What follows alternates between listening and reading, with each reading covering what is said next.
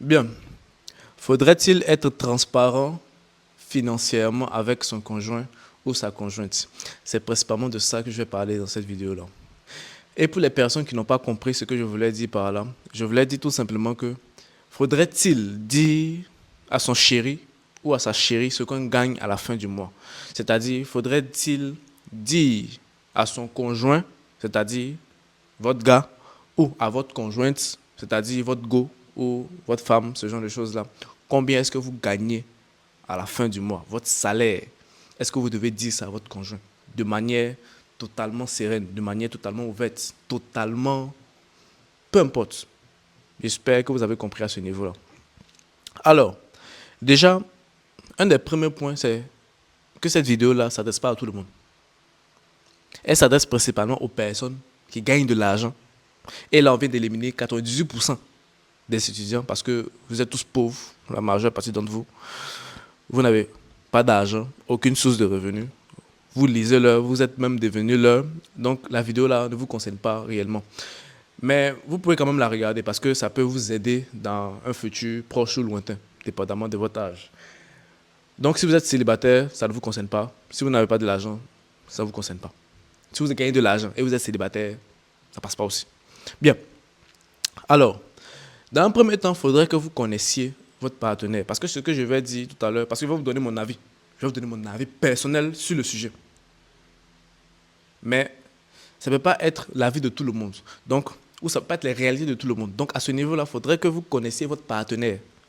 C'est en fonction de votre partenaire que vous allez décider si vous devez être ouvert à ce niveau-là, vous devez être transparent financièrement, c'est-à-dire lui dire totalement ce que vous gagnez sans aucune crainte, ou vous lui cachez réellement ce que vous gagnez.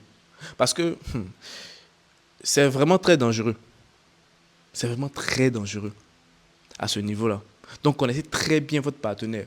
Parce que moi, je suis des types de personnes où je suis de l'avis de ne pas être transparent avec son compagnon ou sa compagne en matière d'argent. Il ne faut pas lui dire concrètement ce que tu gagnes. Je suis de cet avis-là. Je défends ce point de vue-là pour certaines raisons. Déjà, ça permet de protéger le couple. Et ça, c'est la première raison.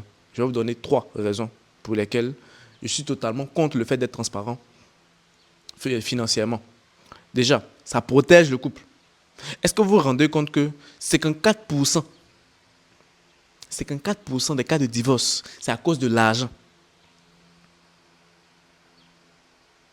Si on prend 100 mariages, 54 à l'intérieur, c'est à cause de l'argent qu'ils ont divorcé. Est-ce que vous imaginez? C'est que l'argent crée des émotions, l'argent crée des conflits. Ça crée des conflits dans le couple. Et vous vous imaginez que si vous êtes mis avec quelqu'un qui n'est pas vraiment posé financièrement, qui n'est pas vraiment mature financièrement, qui ne se connaît pas réellement en finance, est-ce que vous imaginez à quel point ça peut créer des problèmes dans votre couple? Du simple fait que tu sais ce qu'elle gagne, elle aussi elle sait ce que tu gagnes. Et elle mène des actions financières qui sont plus ou moins dangereuses pour votre couple. Automatiquement, vous allez vous séparer. Parce que si sa vision de l'argent dans le couple et toi ta vision de l'argent dans le couple, c'est pas la même chose, ça va se gâter, mon frère. Ça va se gâter, ma soeur. Donc, une des raisons principales pour laquelle il faudrait ne pas être transparent financièrement, ça permet de pouvoir protéger le couple de certaines choses. Ça permet de pouvoir protéger le couple de certaines choses, de certaines réalités, de certaines actions qui peuvent potentiellement énerver l'autre. Ça, c'est la première raison. La seconde raison, c'est pour des questions d'abus et de stress. Parce que, et là, je parle d'un contexte qui est plus ou moins africain, où les hommes sont censés être ceux qui envoient de l'argent à la maison. Même si de nos jours, les choses ont changé, du simple fait que maintenant les femmes peuvent aller travailler et aussi apporter de l'argent. Mais malgré ce fait-là, malgré le fait que les femmes travaillent aussi, on considère toujours l'homme comme le pourvoyeur de la maison, celui qui est censé ramener le pain, celui qui est censé ramener l'argent, celui qui est censé payer les factures, payer le loyer, gérer la majorité des charges de la maison. Sinon, pas toutes les charges même de la maison. Et vous imaginez, par exemple, et là je parle en tant qu'homme, imaginez-vous tout simplement, si vous êtes un homme, même si ça peut se répéter chez les femmes, c'est-à-dire si ton mari sait ce que tu gagnes, il peut aussi te mettre la pression à certains niveaux. Et les hommes aussi sont très forts là-dedans. Mais prenons un cas qui est plus ou moins général. Imagine que tu sois un homme et que ta femme sait ce que tu gagnes. Et ce sera la magie. Elle sait clairement ce que tu gagnes. Elle sait très bien, à la fin du mois, là, sur ton relevé ou ton salaire, là, elle sait très bien c'est combien. Elle va commencer à faire son budget de ton budget. Elle va commencer à faire son budget de ton salaire. C'est-à-dire que si elle a envie de faire certaines choses, parce que moi j'ai dit très souvent cela, c'est que les femmes sont les passifs par excellence. Elles achètent tout et n'importe quoi. Les femmes sont de vrais pigeons pour bouffer l'argent des femmes. Quand j'ai un entrepreneur, c'est tellement facile. Les femmes, elles veulent acheter tout et n'importe quoi. Elles doivent acheter les habits, elles doivent acheter les chaussures, elles doivent s'entretenir. Elles font gaspiller de l'argent. Souvent, même sans retour sur investissement. Imagine-toi, si ta femme connaît très bien ce que tu gagnes à la fin du mois. Elle sait que c'est 500 000, 512 000, 520 500. Elle va dire que, ok, tu payes le loyer tant, tu payes ceci tant, tu payes cela tant. Et puis voilà ce qui reste. Dans ce qui reste là, tu peux payer ma robe là, non? Tu peux payer tel, non? Qu'il y a tel problème là. Mais tu gagnes tant, non? C'est que tu peux prendre aussi dans l'argent qu'elle a là. Et vous imaginez la pression que ça va représenter pour un homme. Même si j'ai dit que ça peut se faire aussi au niveau de la femme. Hein. C'est-à-dire si ton homme sait très bien ce que tu gagnes, il peut aussi te mettre la pression sur certaines choses. Mais on le voit beaucoup plus chez les femmes. Parce que j'ai vu une étude il y a de cela pas longtemps, on disait que 30% des femmes, ou je vais dire, les femmes gagnent 30% en moins comparé aux hommes. Mais imaginez-vous tout simplement que ta femme maîtrise ton salaire.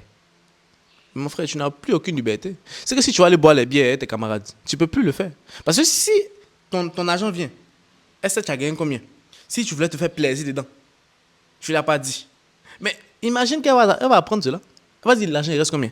Tu lui dis, il reste combien? Elle sait que, hey, mais tu gagnes tant, non? Voilà ceci, voilà cela. Et ça va créer les disputes de votre couple. Et c'est pour ça moi, que j'ai dit au début que ça permet même de protéger votre couple. Parce que si elle sait concrètement ce que tu gagnes, mais la pression,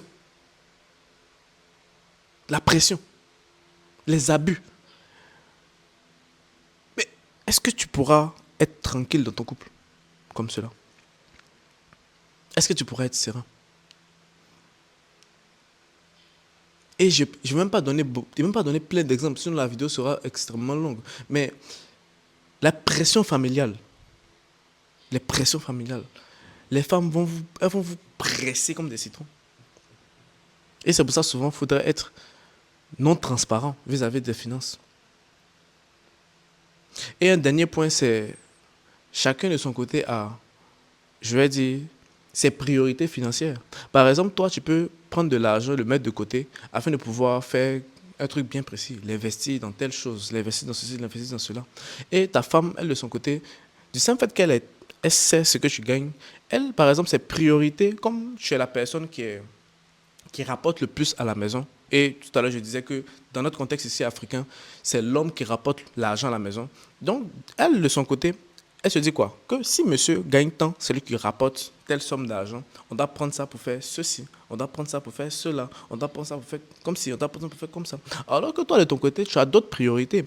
Par exemple, tu veux lancer quelque chose, tu veux lancer un business, tu veux investir dans telle ou telle chose. Et du simple fait qu'elle, de son côté, ses priorités, c'est la famille, c'est le bien-être de la famille, c'est le bien-être de la maison, ce genre de choses-là. Elle va faire ce budget-là. Elle va prendre l'argent. Elle va calculer dans ton argent, dans ton salaire, là. Parce qu'elle sait ce que tu gagnes. Elle va prendre dans ton salaire, là. Elle va dire, on doit prendre telle partie pour gérer ceci. On doit prendre telle partie pour gérer cela. On doit prendre telle partie pour payer ceci. On doit prendre telle partie pour payer cela. Parce que tu es l'homme, non? Oui, tu es l'homme. C'est toi qui ramène le pain à la maison. Même si tes priorités sont tout autres. Mais elle, de son côté, du simple fait que c'est toi l'homme de la maison, c'est toi qui dois rapporter l'argent, elle va prendre ses priorités à elle, là. Les priorités de la famille, là. Compte tes priorités. Et là, tu es foutu, mon frère. Ça crée les tensions à la maison. Ça crée les tensions de la famille. Alors que souvent, tu es obligé de passer par certaines épreuves. Tu es obligé d'investir dans telle chose pour pouvoir gagner beaucoup plus d'argent. Et c'est cet argent-là que tu vas prendre pour améliorer en fait, les conditions de la famille. Mais souvent, les femmes elles vont se dire, non, mais pourquoi tu as investi dans toi? Pourquoi tu as investi dans ceci? Pourquoi tu as investi dans cela? Pourquoi tu fais telle chose? Souvent, les femmes ne comprennent pas que souvent, il faut prendre des risques pour pouvoir gagner beaucoup plus. Donc, ça va créer des tensions au sein de la famille. Elle va aller voir tes parents pour te dire, non, que toi, tu fais ceci, tu fais cela. Tu mets ton argent dans ceci, alors que ça ne marche pas. On a vu pour l'autre, on a vu pour le frère, il a essayé, ça n'a pas marché. Toi, tu prends l'argent pour aller faire ceci. Ça va faire que toi-même, au niveau de tes ambitions, au niveau de tes projets, tu vas comme ça te remettre en question. Ça va s'aimer, ça va créer du doute en toi. Et ça, c'est dangereux. C'est dangereux si tu veux t'enrichir. C'est dangereux si tu veux augmenter ton style de vie.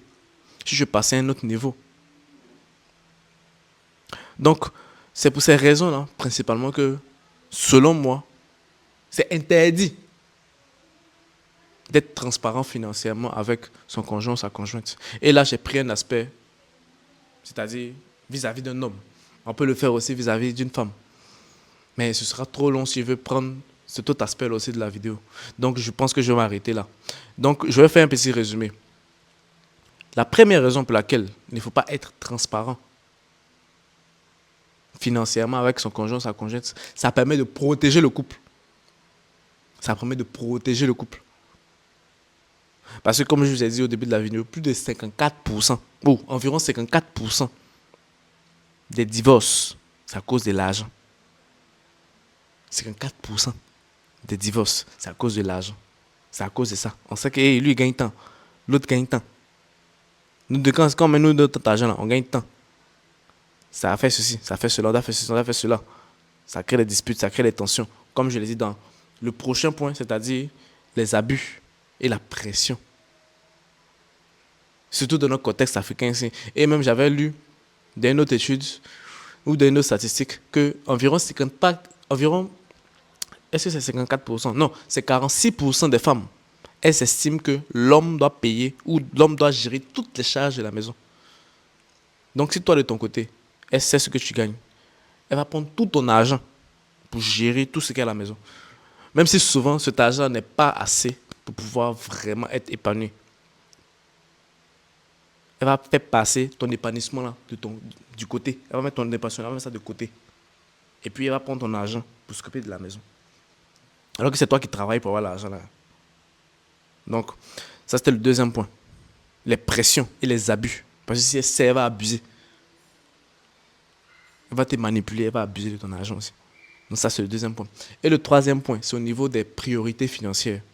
Chacun a ses priorités financières. Même si vous êtes marié, même si vous avez vos choses, vous êtes en couple, vous êtes ensemble et vous avez planifié certaines choses pour l'avenir, chacun de son côté a ses priorités financières.